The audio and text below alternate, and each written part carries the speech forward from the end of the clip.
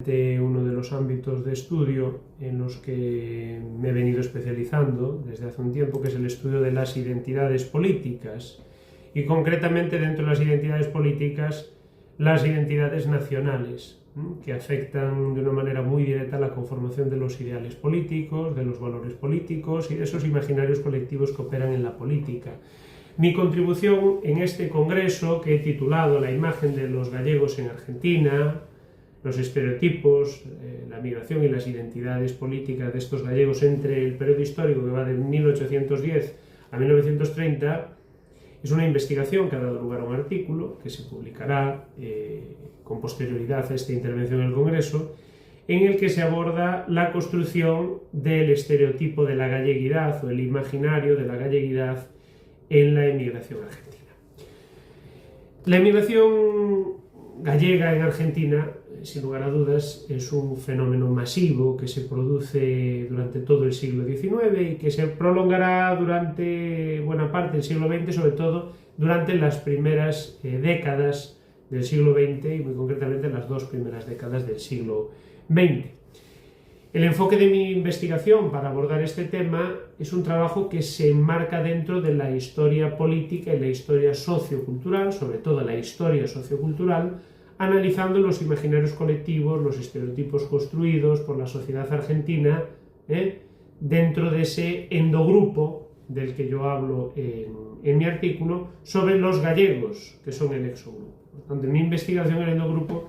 estaríamos hablando de la comunidad argentina frente al exogrupo, que sería la comunidad gallega que se va a ese país como emigrantes en búsqueda de una vida mejor o de unas condiciones materiales más propicias para los suyos, ¿no? Además, de alguna manera, durante mi investigación he tratado de analizar y estudiar cómo es tratada la imagen del emigrante gallego, tanto en Latinoamérica, como la construcción de la idea del buen emigrante y del mal emigrante y de los estereotipos positivos y negativos que se asignan a esas comunidades exogrupales o esos exogrupos que llegan a la comunidad argentina. Desde mi posición como profesor de Ciencia Política en el Departamento de Ciencia Política y Sociología en la Universidad de Vigo, siempre he mostrado un gran interés por el estudio de los imaginarios como elemento conformante de las identidades nacionales, pero también de las identidades políticas,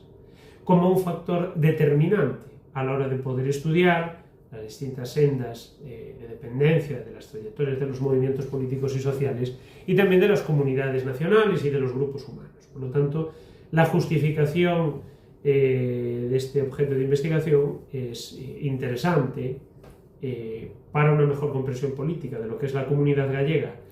como endogrupo desde Galicia, como la visión de lo que es la galleguidad o la identidad gallega en el ámbito internacional.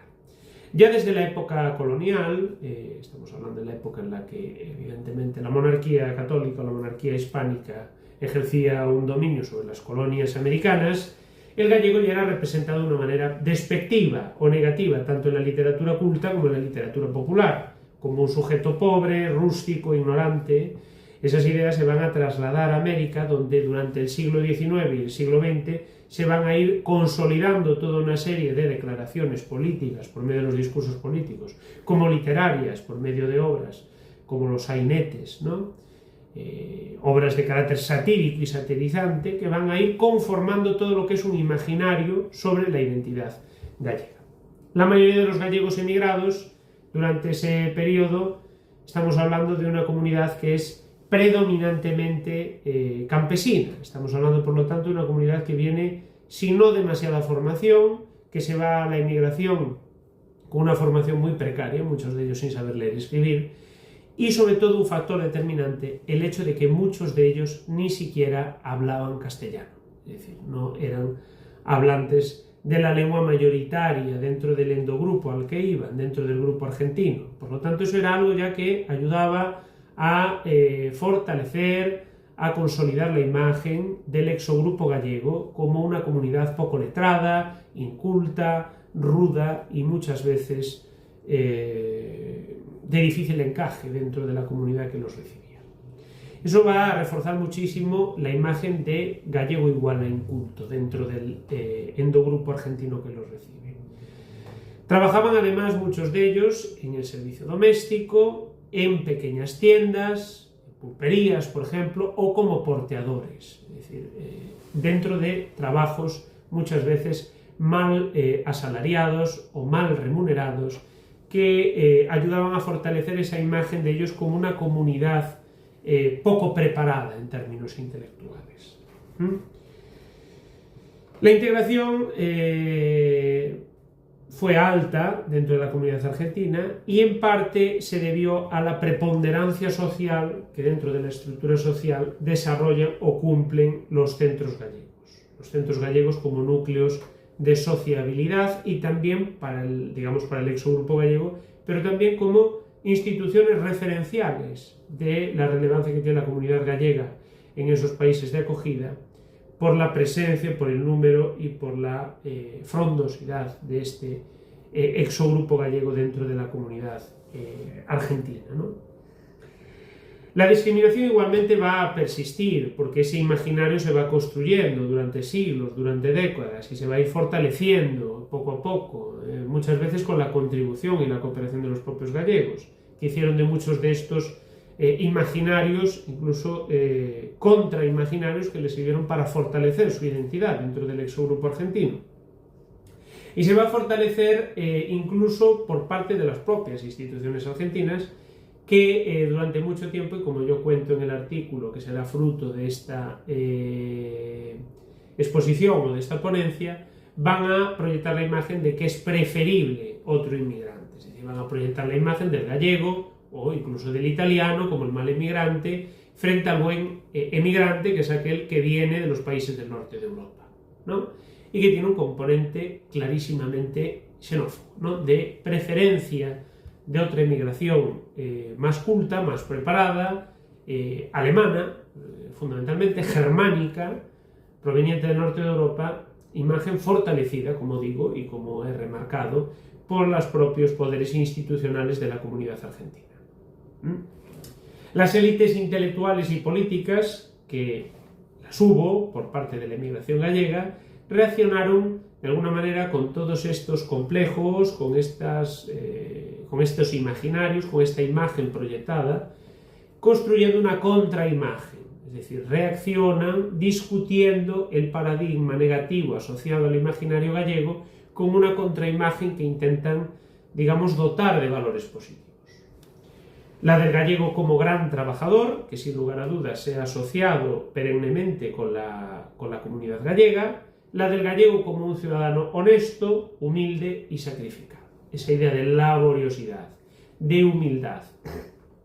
de entrega en el trabajo, va a ser construida por la intelectualidad gallega de la emigración como una contraimagen, un contrapulso a esa imagen proyectada por parte, como digo, de los poderes institucionales y culturales del endogrupo argentino. ¿Vale? Esa imagen, de alguna manera positiva, se va a difundir dentro de los periódicos, discursos, entrevistas y la literatura emigrante,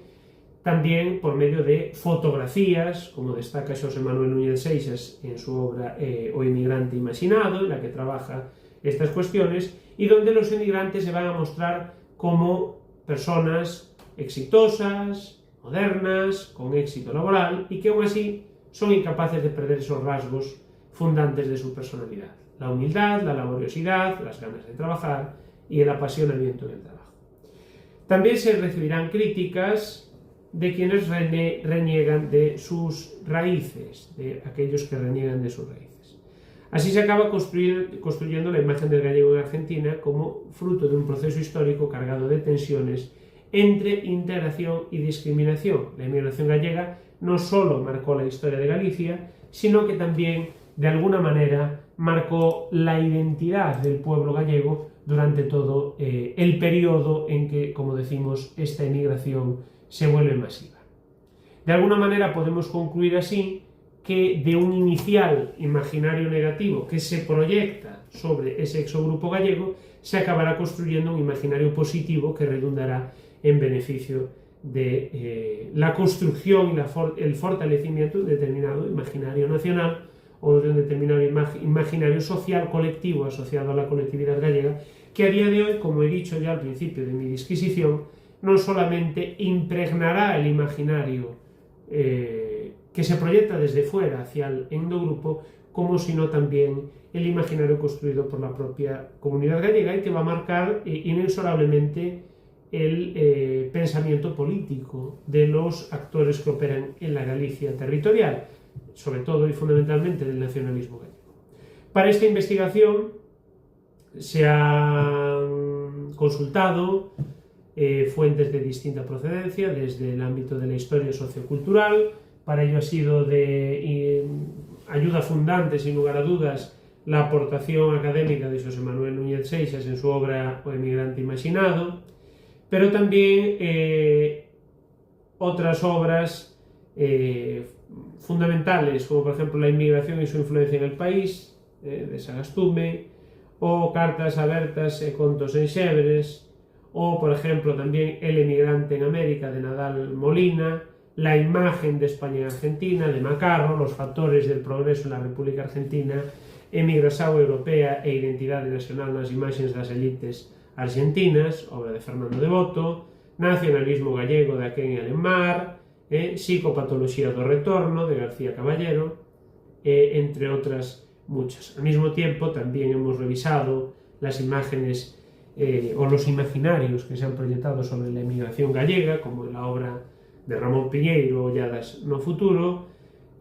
o obras de carácter menos, digamos, ensayístico y más empírico, como La fotografía familiar en la era digital, La imagen cotidiana de la emigración gallega, de Víctor Renovel. Es decir, para abordar esta cuestión se ha hecho fundamentalmente un trabajo de revisión bibliográfica sobre la cuestión y se ha intentado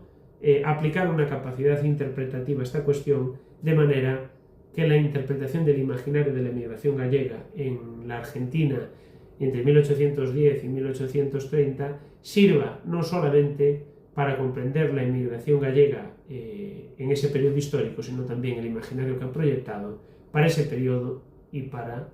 la posterioridad, para la conformación de un imaginario político. Muchas gracias por su atención y, por supuesto, quedo a disposición de cualquier propuesta o cualquier comentario que quieran hacer al respecto.